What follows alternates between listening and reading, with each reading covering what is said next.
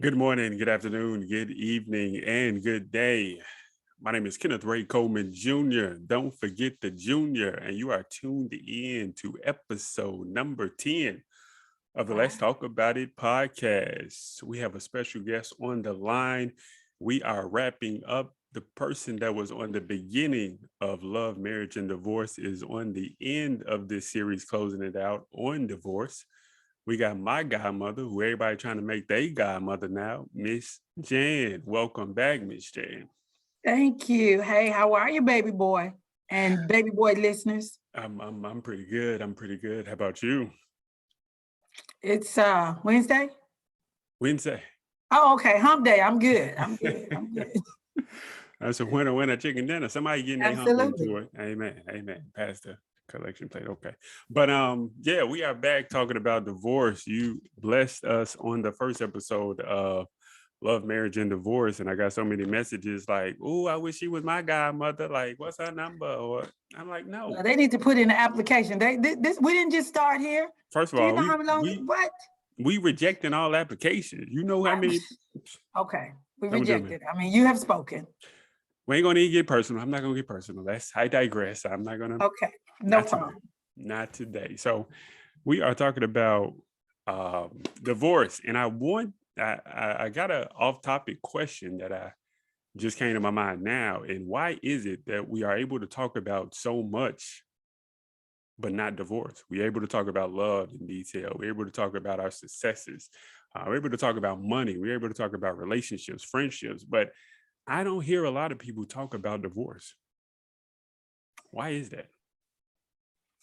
I'll answer it this way. How many people, average people, want to talk about a failure? Now, that doesn't, and just understanding that what divorce meaning, it's a dissolve of marriage.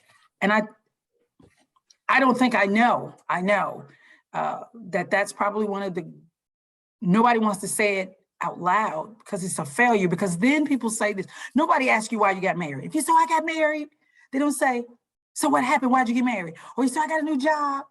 They don't, but if you say, I got fired, I got divorced, I went bankrupt, anything that's a decrease, if you will, to a situation, it requires more questions because you got married. Oh, they must have been in love. She got a new job. She must be qualified. Oh, she got some money that she must have invested. But the moment that it's the other side of that, I think because it requires questions and nobody wants to reveal their dirty laundry. I'm a totally different person, so I'm here for it. But I think it has a lot to do with failure.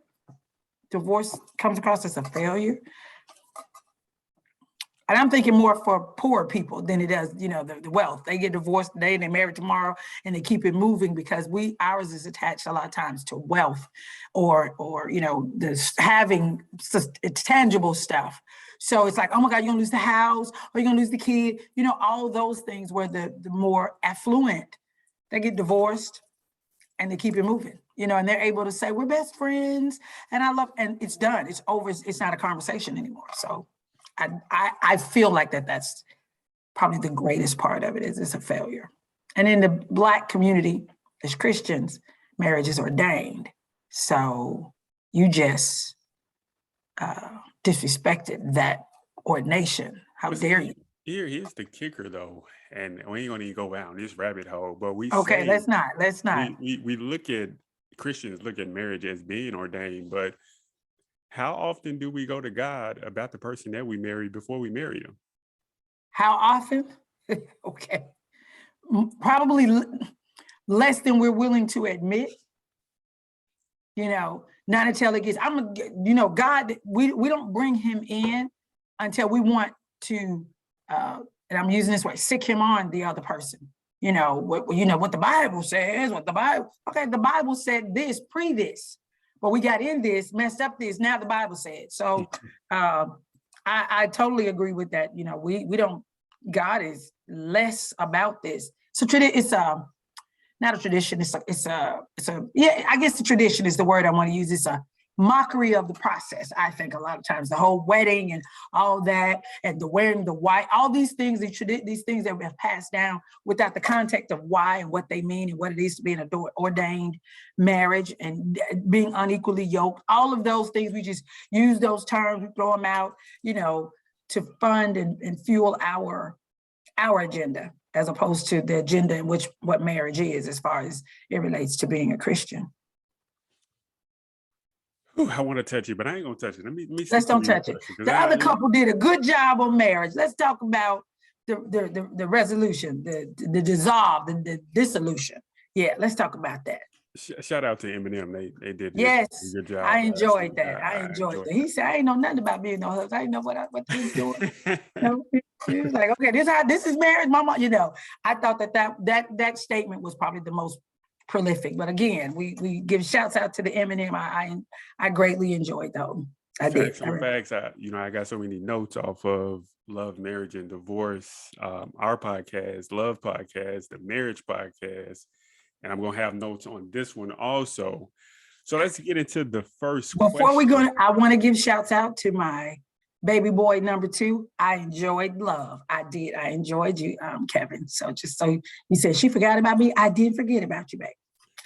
I just want to give a special shout out to all the guests, because all of them have been phenomenal. I appreciate everybody who on the podcast. Kevin, you did an awesome job also. The good doctor we had, Linda Harris. Oh yes, the trigger scars and wounds that we just trying to get some people to heal and have healthy relationships. That's Absolutely. The most important thing. And one of the things that is taboo in our community is divorce. We don't talk about it. So we're going to dive into that a little bit.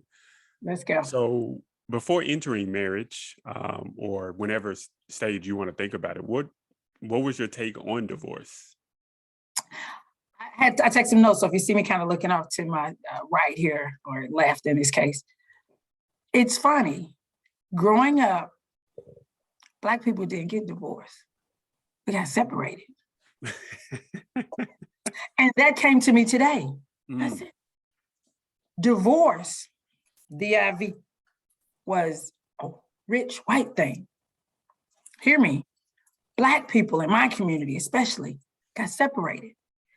And I knew people lived in this house, whatever, and then the man died. He was like, yeah, we've been married for 40 years. I've never seen him. Where was he this whole time? We got separated. Mm-hmm.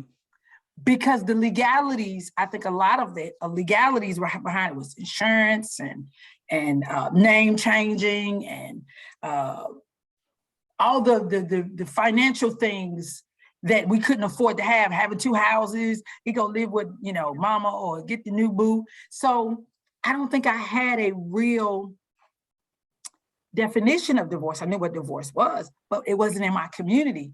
So it wasn't supposed to happen. My mom and dad were married forever. Everybody around me that was married forever or separated. So you didn't talk about divorce. Wasn't something that you did. And it wasn't I'm gonna get rid of divorce. No, I left him. I left her. And that's all it was. It didn't, and they still coming to the family gatherings. So I didn't give divorce any value until I was faced with it. That's a good one right there. I like that. Let me make that. Okay. Wow, that's a good one.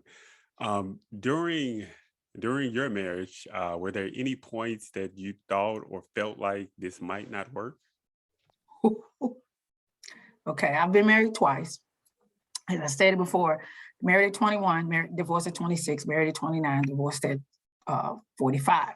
So the first one, it wasn't supposed, it was a joke. It wasn't even a joke. So I'm not even gonna give that one. That immaturity was the beginning and middle and the end of that. And we could have been successful, but it wasn't. But the marriage that I was in for 18 years, I will say this, and this is probably the one thing that added to our divorce, me getting pregnant with our daughter. I didn't want any more children. I had a son, he had a few, and he changed and said, oh, I want a child. I couldn't validate in my mind, this is the reason to divorce. I don't want this, I couldn't. So I was like, okay, well, let's talk about this. And without being too, vulgar or whatever, there was no contact because I was like, I don't want any more children. What is really going on? And I get pregnant with my daughter.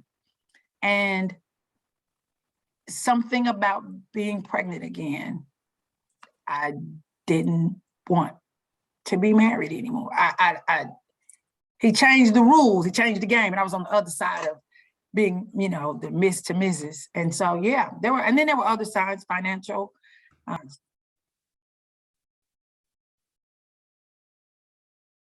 Okay. I don't know what happened. I'm sorry. You know, yeah, it was made by man. So, you know, anytime it's gonna, yeah. Anyway, but maybe I wasn't supposed to say that out loud, but that's the truth. So I wasn't supposed to say that. Yeah, there were a lot of signs, red lights, green lights, as my folks say, it was sirens and bells and whistles. But I didn't think anybody would want me with a child. And so I didn't come in with my worth. So yeah, it definitely were some signs. If I can answer that, were there any signs? Yeah, that's called everyday life though. You know, the growing pains of marriage. It's like some days it seems like it's a sunny day, and sometimes it seems like it's a thunderstorm. So I think yeah, so it was a few days I thought it wasn't going to work, and I was, you know, looking like, what am I going to do? How am I going to navigate? And I think one of the things is not working doesn't always mean that it's going to lead to separation and divorce. Right. Not working just means that I don't know how we're going to come out of this rut, how we're going to come out of this storm, this season, or Right. whatever. Right. So, yeah, right. that was interesting. I agree. So, in what caused the divorce, if we can? Yeah, I'm a transparent. You know, I'm an open book. Finances was the greatest cloud over our household. The greatest. I worked the entire time, except for when I was pregnant with our daughter. And that's when the letdown happened, that he was responsible for being the sole provider and wasn't able to do that. And I grew up with a father that didn't always have a typical job, so he always worked. So I didn't have a problem with, you might not go hit a 9 to 5 clock, but the hustle, the legal, whatever that was, I come from that. Right. So when I said, okay, we need, and it's like, yeah, we do. Like, no. Where are you with this? And what I'm getting ready to say is going to be a lot of men are probably not going to understand this, but because I got a lot of flack for this. There was no more sex. And I remember a friend of mine saying, I would have left you too, no more sex. And I let him have that. I was like, okay, you're entitled to feel that. I said, but when you're looking at your lights being cut off, when you're looking at cars maybe being repossessed, when you're looking at maybe being evicted, if you think sex is at the top of the list of things that I give up about, then boo, you're right. And it was immediate. It's like, oh, well, wait a minute. A lot of times people don't know because that's the story that came out. Jan's not having sex. That's the truth. And everybody, you know, thought, okay, come ask Jan why. It didn't just open one day happen. We had a daughter, obviously that had been. So that was, yeah, finances and intimacy. Those two things straight out the door. Okay, you know, and well, we'll get back to that later. Because get back. Okay. Well, okay. While you're in the midst of it, were there anything that could have been done as far as the work on it? Like, were there communication going on, or was it just, you know, shut down mode? Or throughout the entire time there was conversation.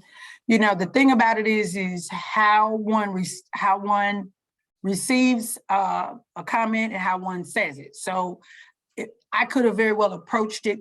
I look back and it's like, maybe my approach could have been different.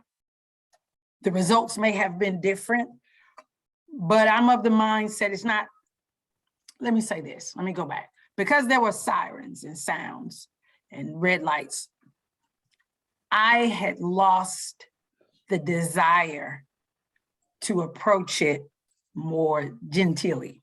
Right. You hear what I'm saying? So I was less concerned about the bells, all the fluff. I was like, look here.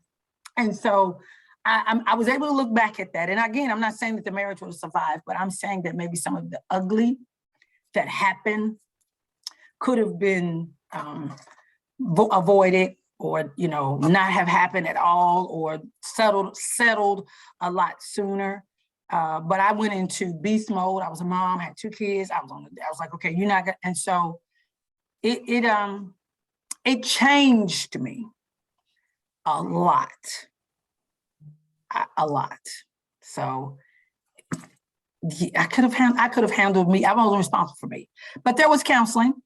There was counseling after the separation. I,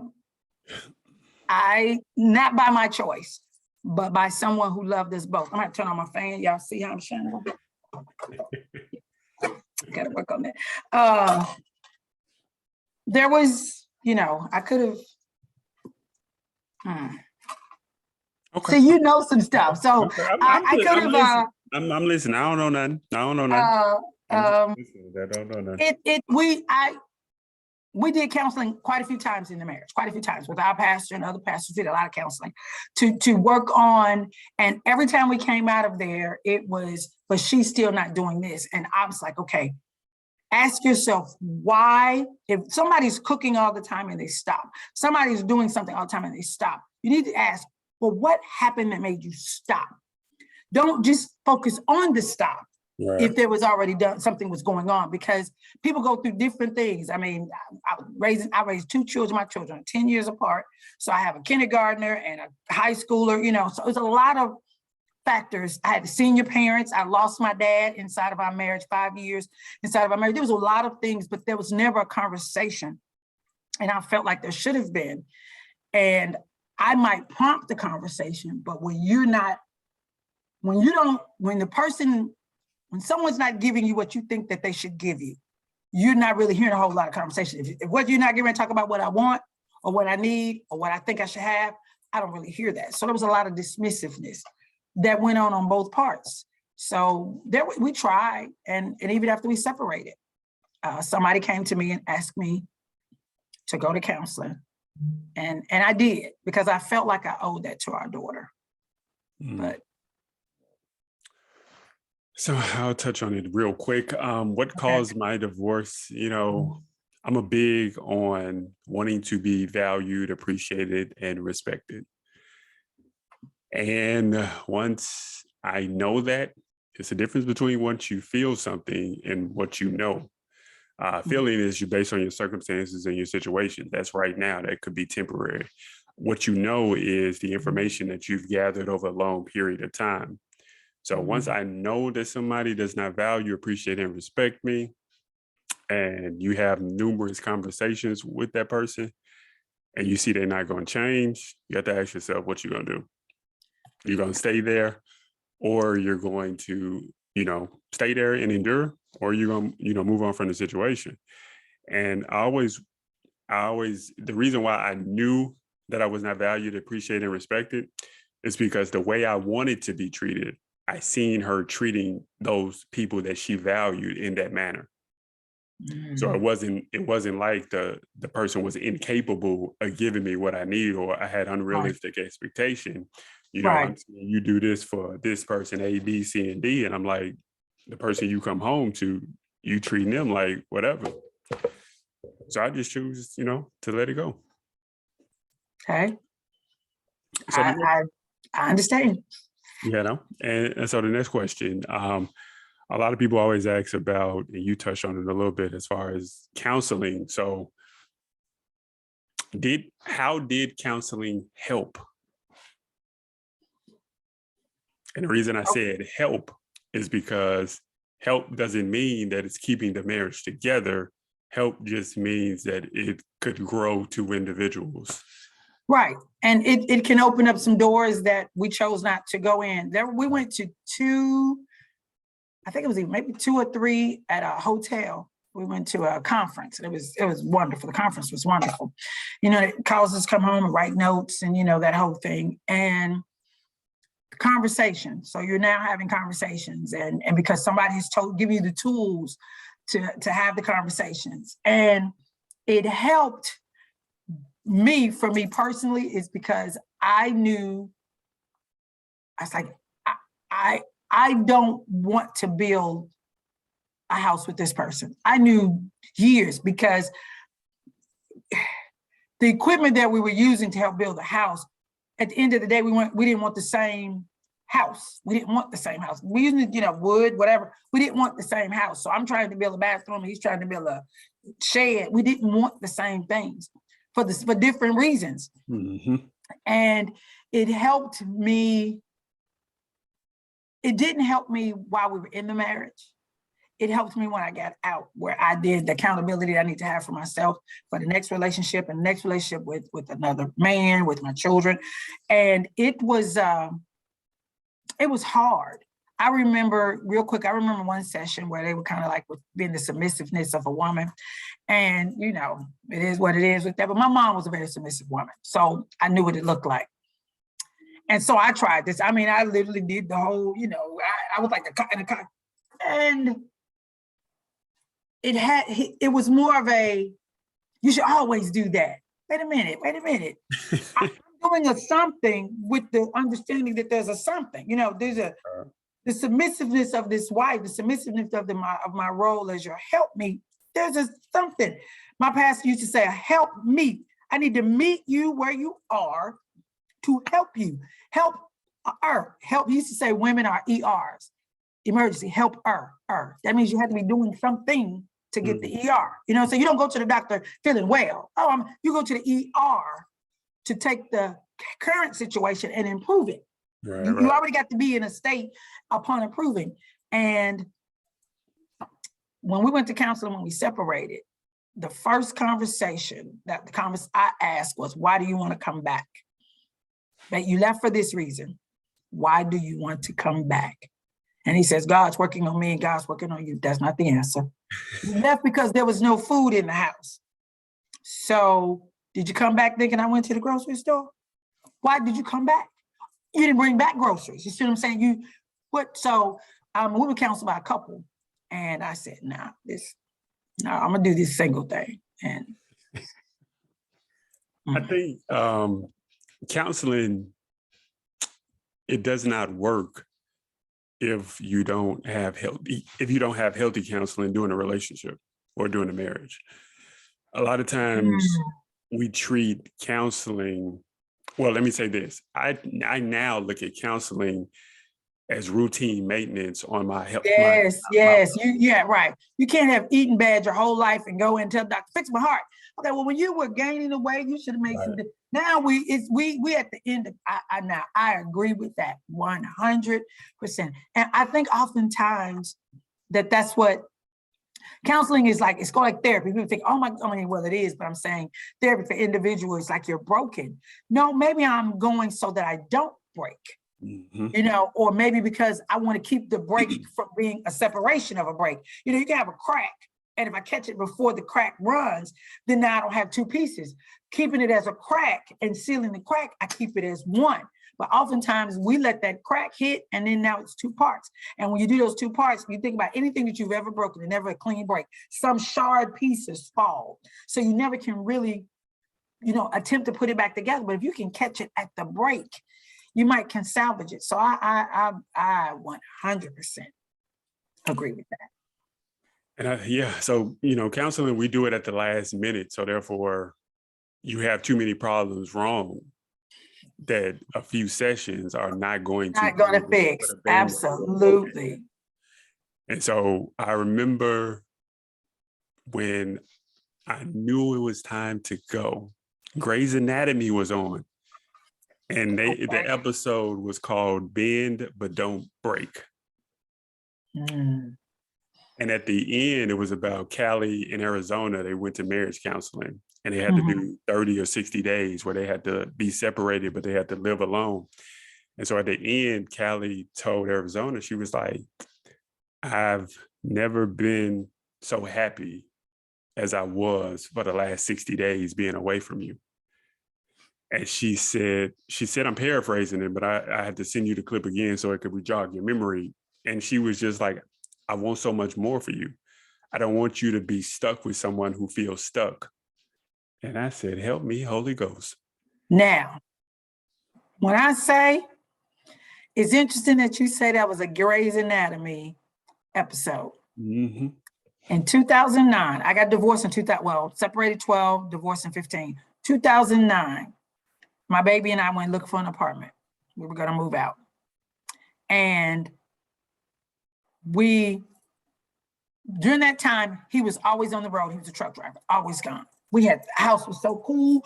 Life was good. We came home, went to school, got up, da-da-da. We had a great time. He came back, and I remember my daughter saying, when does he go back out? When does daddy go back out? Because mommy, you are so much fun.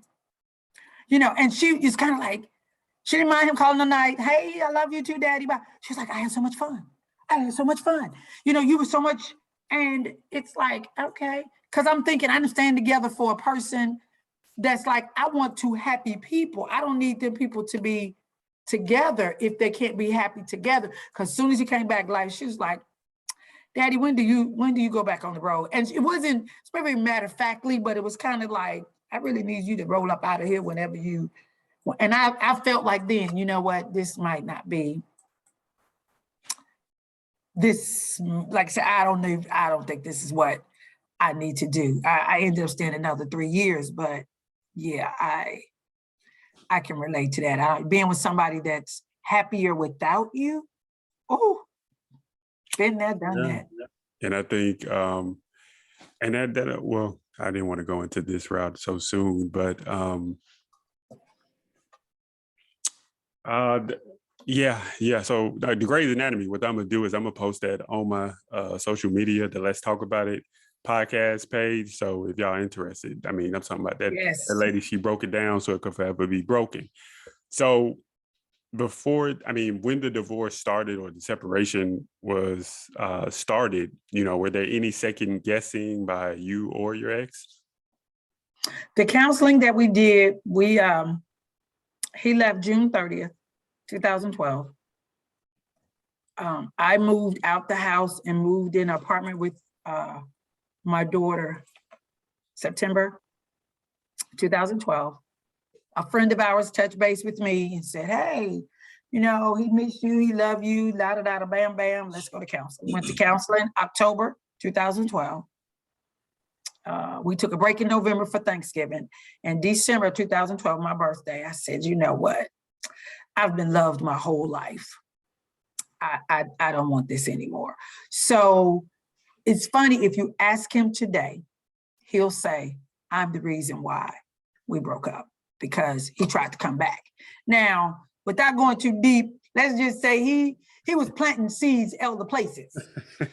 So the comeback was a one last fell swoop, and because of his friend. Truly, his friend came to me and appealed that.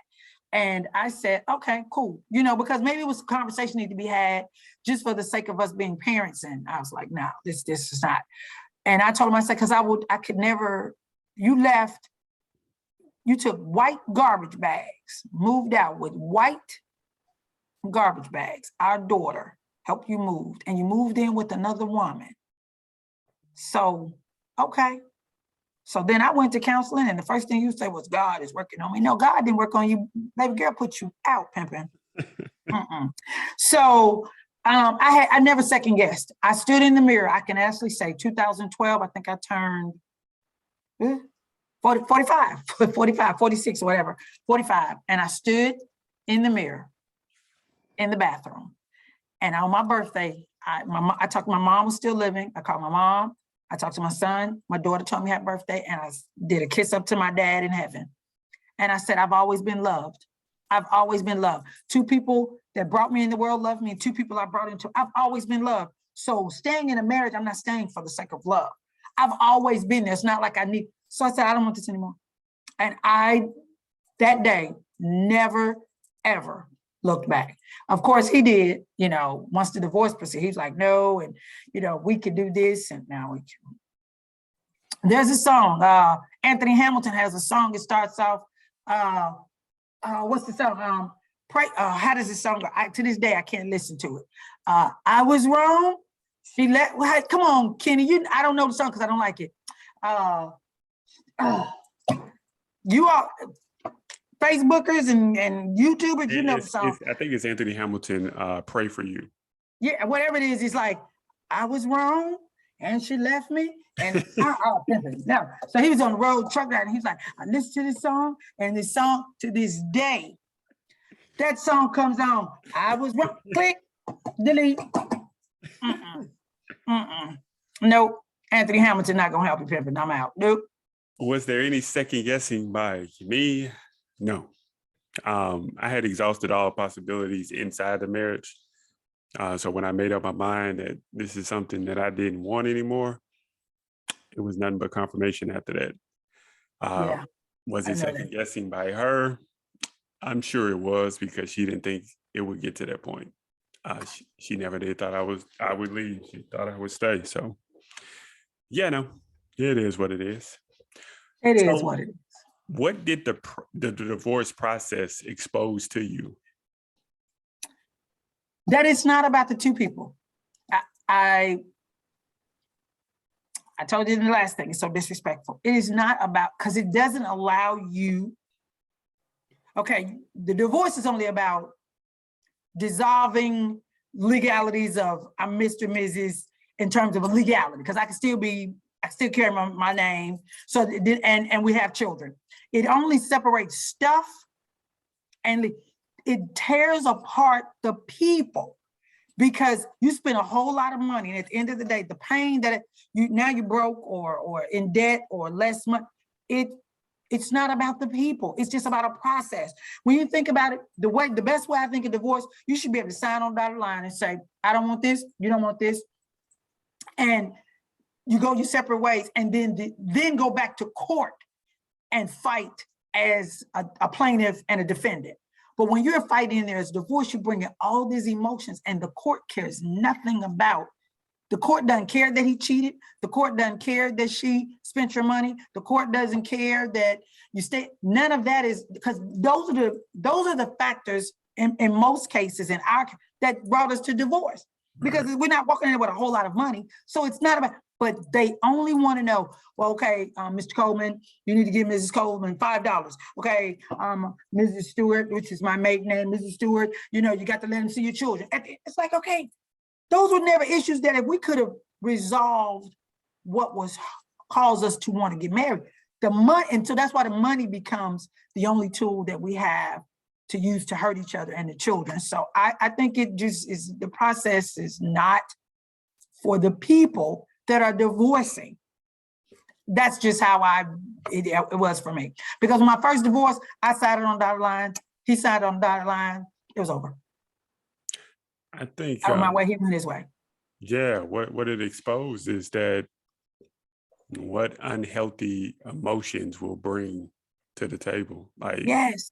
But you can't talk about those. But those aren't part of the divorce. Yeah, but I mean, let me say that just a different way. What unhealthy emotions and actions make other people richer from? Yes, there you go. It's never, that's it. And amen. That's it. That's it. You just want to file a piece of paper to say, no, I don't want to spend $1. I want to spend 75 cents. Okay, that's going to cost you. I just want to change 25 cents. I now got to give you $500 for you to go and send something, for it to come back in the mail, for the person to say, oh, well, I don't like that. I'll take 22 cents. I got to give you $500. I'm constantly adding not $1, $500, $600, whatever $100 to. So that's exactly. So I think that's also why back in the day, we got separated. Yeah, facts on facts. Okay, I'm not going to say that comment, but yeah. Okay. What did you learn about you during the divorce process? Or if you want to do two, you can. You know me, so let's say this, that I'm not getting married again. No. That if I was... I guess what I learned is, it's probably an answer to the question further down, is if you can make yourself or be as whole or as, what's the word? As I'll use this, I'll go this way. I learned that I needed to forgive myself and go through that process and then go through the process. I learned that I needed to take on responsibility for my part, why I'm here, and then just do the process. And once the process, meaning the legal parts of it, then come back and work on healing. I just needed to say, okay, I was wrong or he was wrong. And so I can get through the process, because when you're adding the financial part to the emotional part and it's too much, it becomes too much. So I learned that maybe you need to, with anything, go ahead and cut it off and then deal with the emotional part of it and maybe the physical part, because you're moving and that whole thing. I just learned that, again, I go back to it's disrespectful. It just does not, it's not about the people that are losing life and limb and, position and family. It just, I also learned that it just doesn't separate those two people. Mm-hmm. It separates families, friends, churches, you got to change membership, addresses, names. It takes away more than just, he's not in my bed and I'm not in hers. It does so much more than that. The damage, what is it, Lab? What do you call it, Kenny? I'm having 54-year-old moments.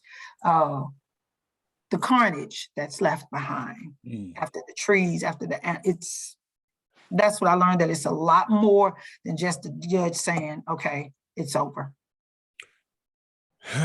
So much I learned, but I think one of the biggest lessons I learned about me is how broken and damaged I was.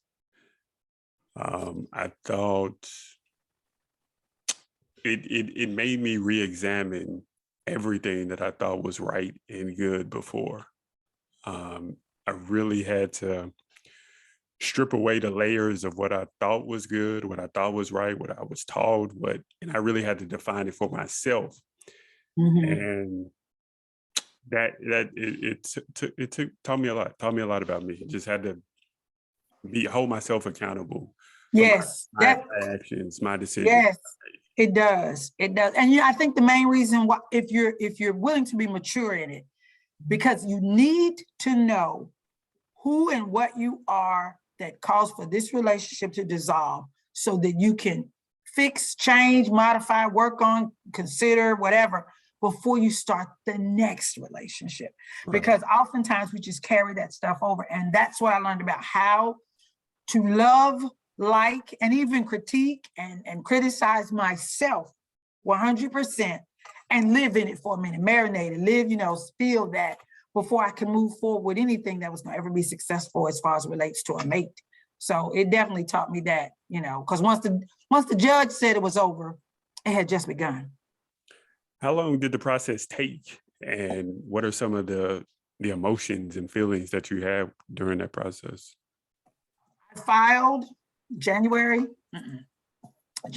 2014.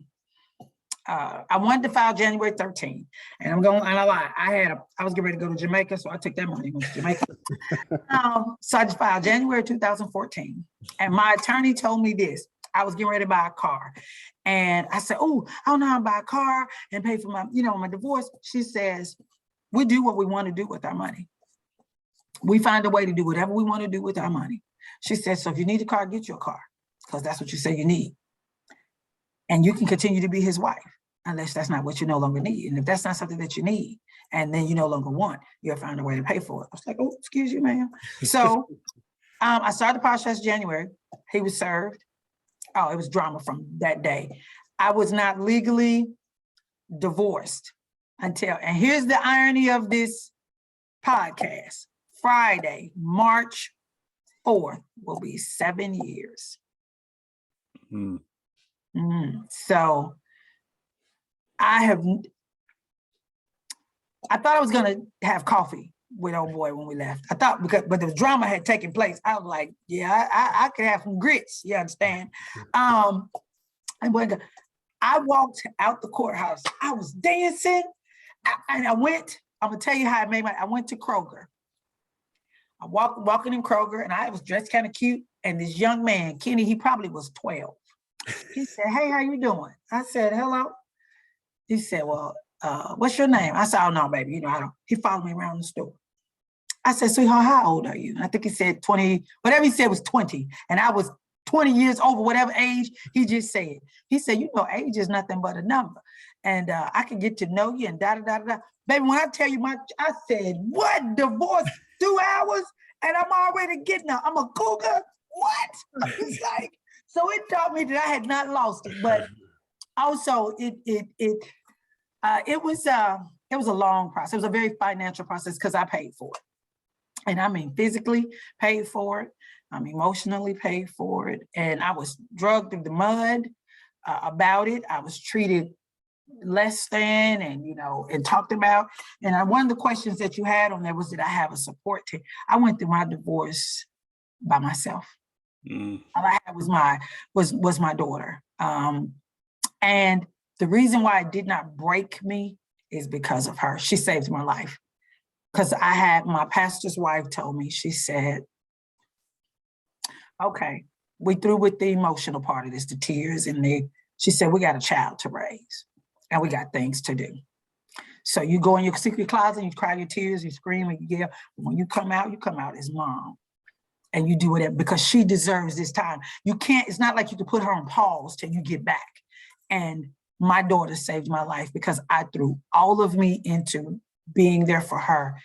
And so when the divorce was final, it was like, hey, I felt I had already been divorced.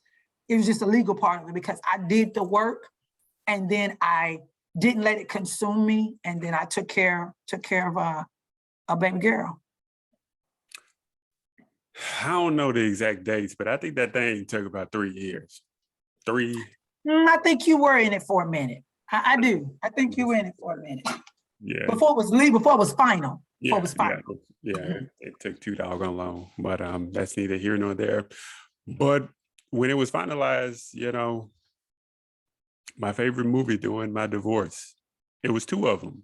Shawshank Redemption. I was going to say Shawshank, and what is it? Shawshank Redemption. Yes, I remember you telling me. The Pursuit of Happiness. And when I remember you telling me him clapping at the end. I remember you telling me. I remember that. And that scene just was keep playing in my head when he got the job. And I looked at it like somebody said, "Kenny, you got divorced?" And he said, "You know, I didn't know this because you made it look so easy." And it was like tears coming out my eyes, like, if you only knew what I went through. I only knew what I went through. Yes, yes. And you know what? I'm real quick, and I think that's the worst part about it, Kenny.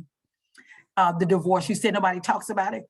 We need to be about it and talk about it because those are some dark. Divorce is death.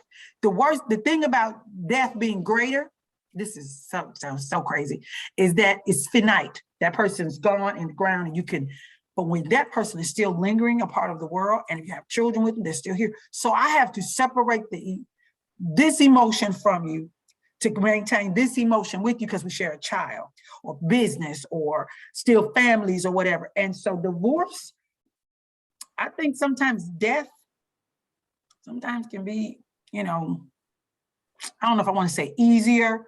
It's just that the other person is not there to, you don't have to ever face that other person, and that may be hurtful in itself, but it's rough to be divorced and, you know, still in gatherings and children and families and money and bills coming in their name and they're calling you. You're like, I'm not married. Well, ma'am, I'm not on the account. Well, ma'am, we see, oh my God. Yeah. So I think with your analogy is saying that with death, you're not triggered with emotions by seeing emotions. Yes. So that makes it a little bit easier to process.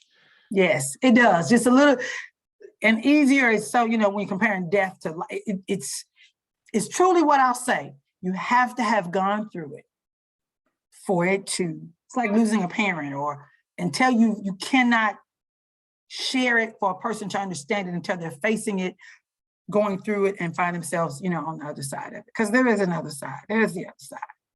Because we look good on the other side. I know I do. What about you, boo? Yeah, I mean, tall, slim, and handsome. Don't threaten What, me. what, don't, what? Huh, Okay. it's like, okay, but yeah, I think even like when I was going through the divorce process, I lost so much. I lost myself, and I didn't even realize it because everybody who really know me, know that my hair don't grow like it needs to in the front, so I wear it bald. But it was one particular time where I didn't get my face trimmed for maybe a month, and all my hair was growing. And I went to work, and the lady came in my cubicle. She was like, "Kenny, you letting your hair grow out?" And I was like, "What you talking about?" So I went to the bathroom and I looked at myself in the mirror, and I was just like, "Wow, you have really let yourself go." And I know I was going through had depressed tendencies. Like I was just doing the bare minimum Minimum. just to get by, just to survive through that day. And I looked in the mirror and I was like, boy, you better, it's like, we got to get a hold of this. Like you doing some unhealthy behavior and you're not even realizing it. And I was Realizing it, like, right. wow, it was cray. But you told me that you did not have a support system. So why not? Because at that time, and you know this to be true, the only people that I had in my life was his family. My dad was deceased.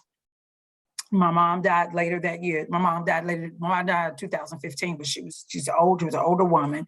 My son, his stability of my unhappiness. He was in college. I owed him his college time. He did not need to. And then my daughter, she's a little girl, and my church knew both of us. We both went to the same church, and my church knew us. So they kind of tiptoed around me because he said a lot of stuff. And so they didn't know how to handle me and handle them. And I couldn't talk about divorcing his family because I'm divorcing him. And so to talk about he did this or whatever, that's their person, that's their uncle, that's their dad or cousin or whatever. So I had nobody. And reality, I mean, I had you and your ex as far as that having a person, but I couldn't really, I've always said you're like a child. I couldn't, bring that, dump that on you. I had no one. And so it was many, many days that I felt so alone.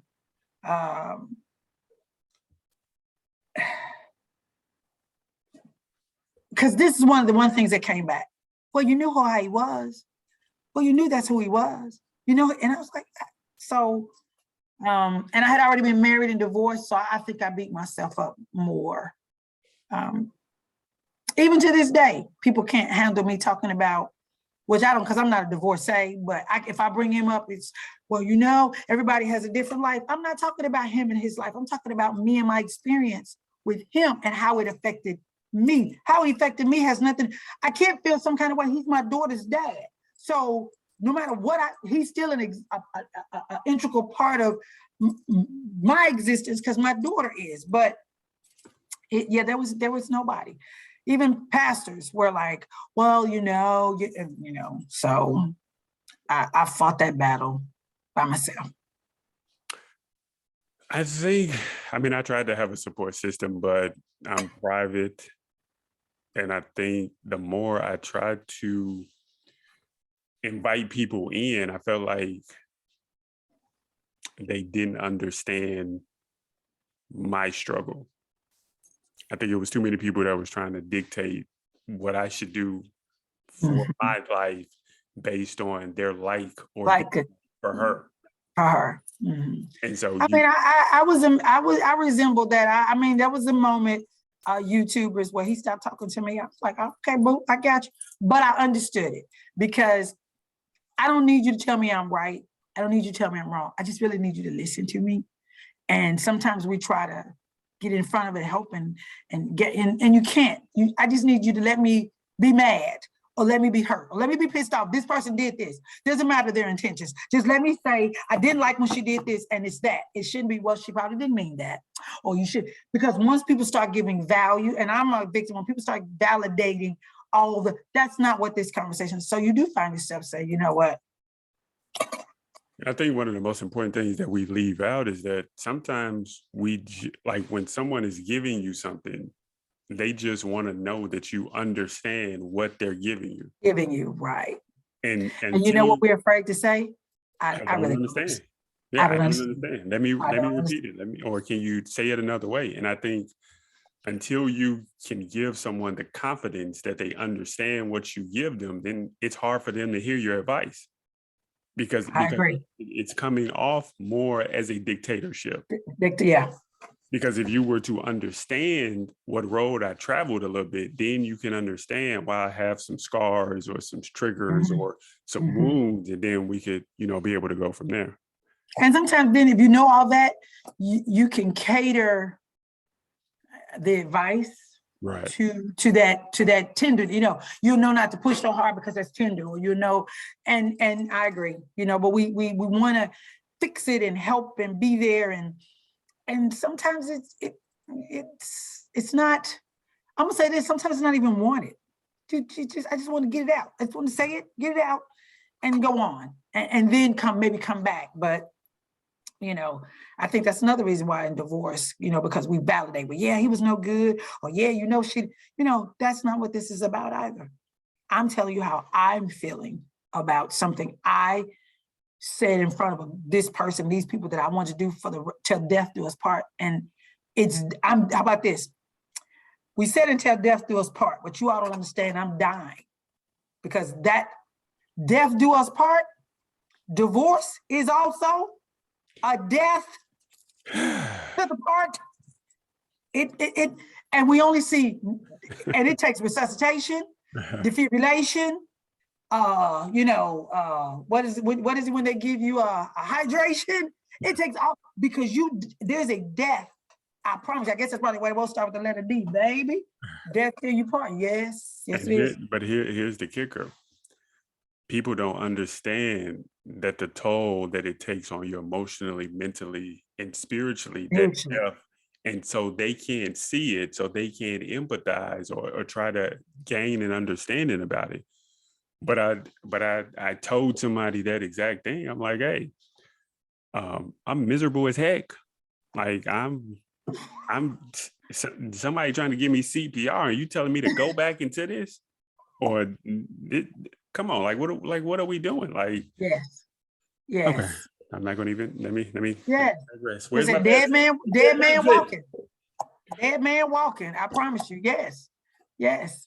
And Lord behold, don't ever smile or have a good day. Oh, she's fine, boo.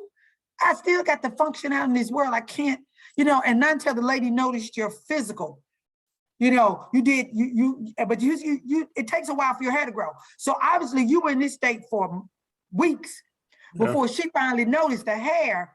You were like, I gotta go look in the mirror, because it's your head and you didn't even notice the hair. You're like, wait a minute, because we forget to take care of ourselves. Right. And I think that's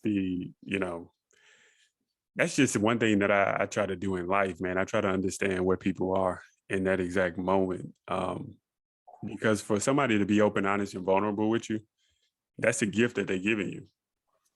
I promise you it is. And if you misuse that, it's dangerous. It really is. That's why so many people suffer in silence. Because they feel like people don't understand or not willing to understand what they're going through. So they just say, well, I just pray about it. This year past, they give you all these little catchphrases that require, that's just lip service. We talking about people are dying, whether it's a breath loss or not, a final breath or not. It's a lot. It's not for the faint of heart, I tell you. It's not. So did the divorce or the process change your views on relationships and marriage? Oh, it definitely did. It definitely did. I mean, I love to talk. I'm a communicator as far as that. But now, page 1, letter A, we say right there, oh, I don't like that. We don't go to page 2. There is no page 2. This book is a one book, one letter page right here. No, not like this. And I learned, and it's something you think about, we tell your children, when somebody does something to you, you need to let them know. You need to let them know. And at that same time, I'm now also, tell me, the relationship I'm in now, this is something I've done now since the whole time we've been together. I always say, tell me something that I need to improve on. Now, that may be clean the bathroom again. It may be pick your hair out more. Whatever, I don't care what it is. What do I need to improve on? And then I'll ask, what have I improved on? Because as life changes, as we change, we get so comfortable and we get complacent. And so I need somebody to check me. So I don't leave it up to you to check me. I now tell you to check me. So that means now I'm also in tune that my changes are happening and your changes are happening. And my divorce taught me that some of those conversations that we had 17, 15 years in, that if we had had maybe more heartfelt conversations and more honest, and not considering the feelings, that the fact that I hate when people say, well, you hurt my feelings, you didn't consider how I feel. Here's my thing when it relates to love. If I love you, if we've established that I love you, then I need you to have an understanding that any and everything I say is that it's coming from that place of love. The challenge we have, we only want stuff that feels good. But to give birth, you go through labor to give birth. And you may forget the pain, but you have that pain, and but you can't wait for the outcome when the baby's here. But there is a lot of that. So I think I know we know this. So I've learned through my divorce and, having relationships dissolve is I owe you a conversation about what's working and what's not working, because it's easier to fix when it first breaks. It'd be that we throw it away or we try to repair it, or than it is to let it be broken and then try to continue to use it and it's not working the way we want to. And now we're mad and we've added more breaks to it or more cracks to it. So I stop at the beginning. Divorce also is, for me, it was a journey to get here, to get there. And so I figure, let's stop along the way and maybe we can detour, make some changes. We can go somewhere in different, let's read the map of where we're trying to go. And maybe we can say, oh, there's no gas station on this. We might not want to go that way. Oh my goodness, they got potholes. So I'm all about the communication about the two people. I don't base my relationship on anybody else's or anything else. So divorce taught me to don't just, because I wanted a relationship like my mom and dad. But when I was born in 1967, my mom and dad had been married 11 years. And they were already in their 40s. So I'm seeing 40-year-old people. So I'm thinking it's amazing. I wasn't there when it kicked off. Right. So, I wanted that and I didn't realize, oh, it's work. Oh, okay. Yeah. Is there anything that you learned during the marriage or divorce that you might not have learned?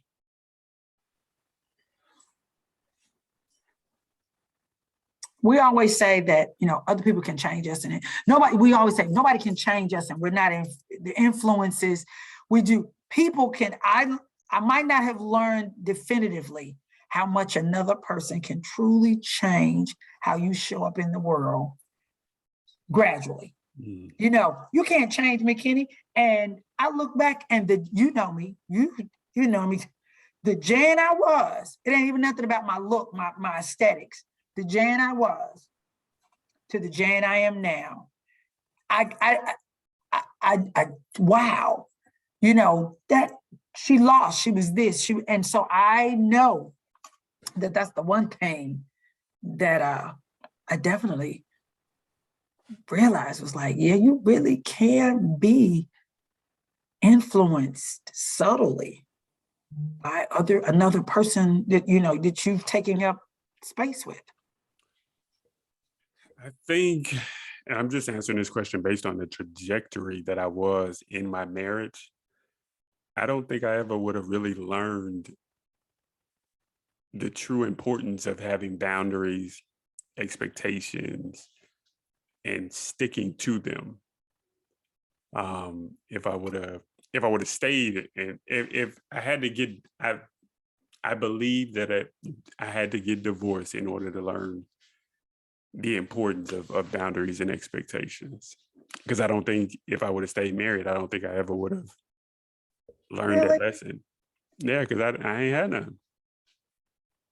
I didn't have no boundaries or no expectations, because every time that we may have went through something, and this is something that I thought I wouldn't have dealt with, I I kept moving the line back, or I kept, Mm, making excuses or saying, well, mm, I may have mm, caused her to come over to this side, or I mm. may have caused her to do this. So, stuff like that.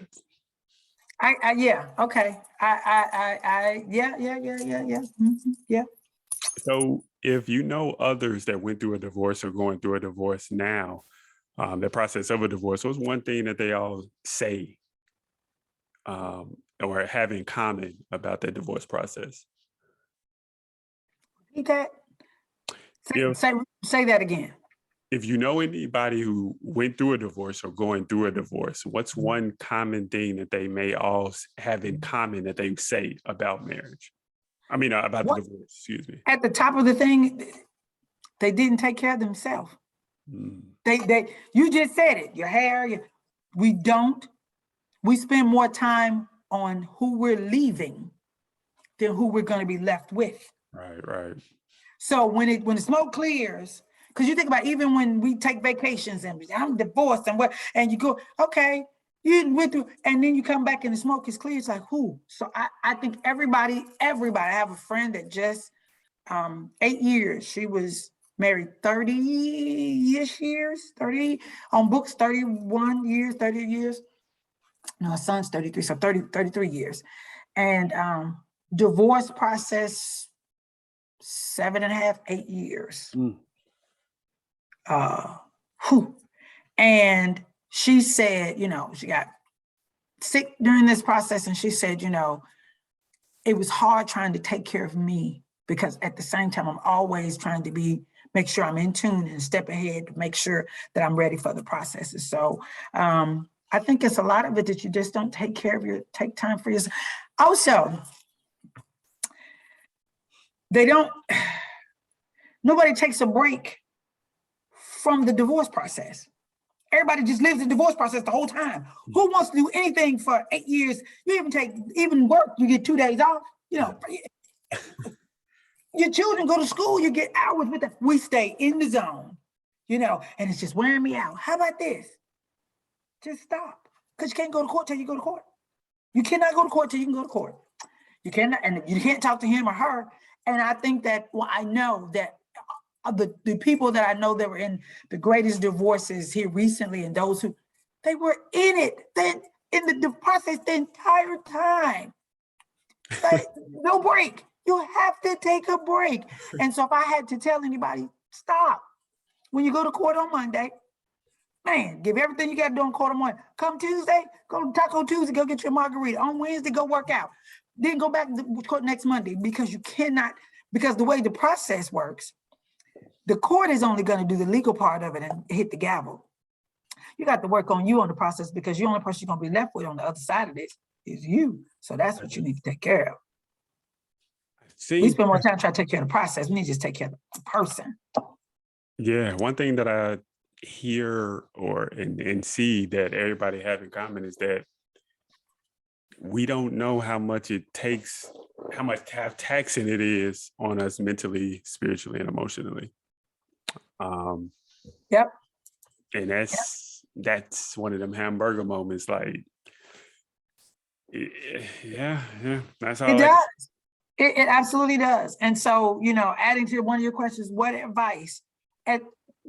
Sam will get divorced, hire the lawyer, pay them to do their part, which is file the papers and do whatever. You take care of yourself. And when the lawyer says, okay, Mr. Mrs., what's next? And you say, I don't want that. And they say, okay, because you just paid them. Why are you? It's like, it's like what they say, Why take it to God and still worry? Why pay her and him and you have got to give them the dollars or the whatever, let them file it, because when the attorney is done, they're gone. They moved on to the next person. You're the one left with the baggage of being beat up, hair loss, gray hair, weight gain, weight loss, children not there, relationships. And I think one of the things that you should do during divorce, and I did not do this, is build new relationships while the divorce is happening. Because it allows you to grow your reach of people. Because oftentimes, unless you already have that group of people, but sometimes having that group of people might not be the best people because they're part of the mess and the melee and you should have left them.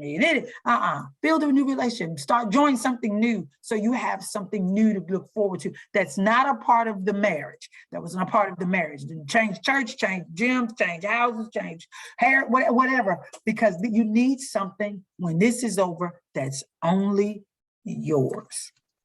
Because everybody can't change their last name. I changed mine. Everybody doesn't do that. So it keeps you attached. So you got to find something to detach yourself so that you can build the new you. That's not a part of a couple. So you definitely answered the last question before I could answer it. So thank you. I'm sorry. That helpful advice. That was real helpful. If I could give some helpful advice of somebody who's going through the process, I would say, the moment you separate or the moment you divorce, start the healing process for yourself. Yes. The reason I say start that healing process is because you don't want to make permanent decisions off of a temporary feeling. Speak, baby. That's another podcast. That emotion. When you make decisions caught up in the emotions of whatever. Yeah, I agree. I tell this to people all the time. It's okay to have feelings and emotions. We are human, but it's not often when our emotions are actually reality.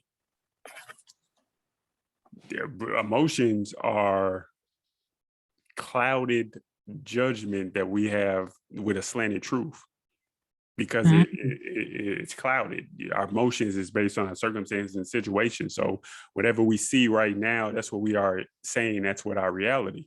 And sometimes when you take back all those layers, those curtains, and you look at reality, you be like, I caused all this destruction over this little dirt, but I thought it was a mud puddle.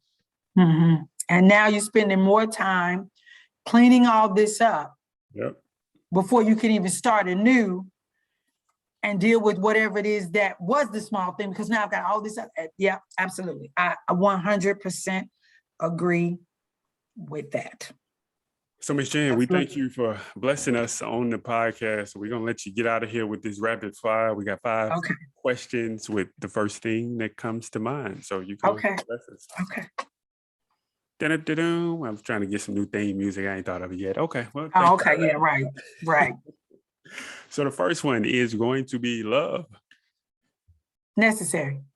Marriage. Choice. Divorce. Challenging. The next chapter. Oh, looking good, baby. Yes, I'm right. Woo! That's a whole nother play. Yes. I'm the author. I am the author. And I think for a lot of years, I let other people write my story. I'm the author. And the last one is the one thing that I'm looking forward to is.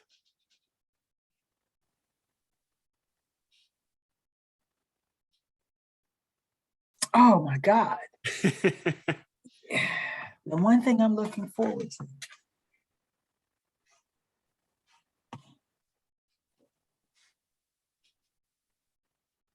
is the opportunity to continue doing what I'm doing. Awesome. I like that. I want, the opportunity to keep doing what I'm doing. Good, bad, and different. I like me. I love me. Me is what you say, hamburger and a With the hot sweet baby dog, Ray baby. sauce. With the sweet baby Ray sauce. Don't forget it. Yes, Lord. Well, Miss Shan, we thank you for blessing us. I can't wait to have you on again. You are my go-to, my godmother. I thank you. I appreciate you. I love you much. And we'll see you on the next time. I love you too. And it's been a pleasure to do this. And at first, I'm gonna say this, I was like, man, he did love with somebody else and marriage, all the happy stuff. I get divorced. But you know what? Divorce is not a negative. It is not a negative. It's just the opposite. Like, is death a negative when it's has to happen? When life is the positive and death is the negative? No, it's just the opposite. It has to happen. For marriage to have value as it is, there has to be something of value of when it's not. You can't be married and single. You have to be single, married, and then divorced, and then single or whatever. So it's not negative for me. And I'm not divorced. I'm single. Because see, divorced was when the lady said, divorced. I'm not that forever. I don't have time. I can't be divorced forever. Amen. Amen. All right, turn the fan back on. We'll holler. You know what, boy, bye.